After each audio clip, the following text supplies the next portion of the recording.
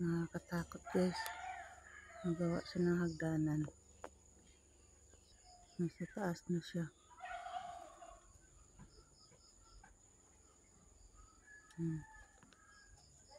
Kumapit ka kung maigay. Nako. Sanay naman yan siya sa mga nyog. Kaya lang. Nakatakot yan. Marupok. Humawak ka. Nasa taas na siya guys. Diyos mio. Ako ang nininervyos. Kamansi yan guys. Puputulin.